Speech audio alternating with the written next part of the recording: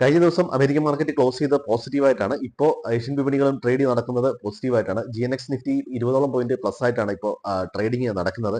Nifty ഏകദേശം 23,060, 23,090 ലെവലിൽ open ചെയ്യുമെന്ന് കരുതുന്നു. 23,130, 23,220, 23,350 ലെവലാണ് റെസിസ്റ്റൻസ് ഉള്ളത്.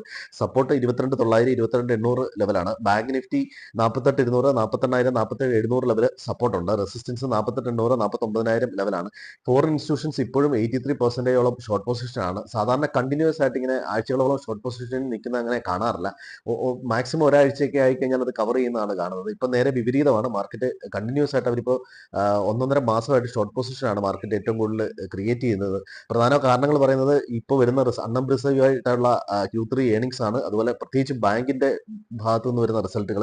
അതുപോലെ ഫോറിൻ ക്യാപിറ്റൽ നല്ല രീതിയിൽ പുറത്തു പോകുന്നുണ്ട്. 56,000 കോടി രൂപയോളം ഇതുവരെയുള്ള ജനുവരി മാസത്തിൽ പുറത്തു പോയിട്ടുണ്ട്.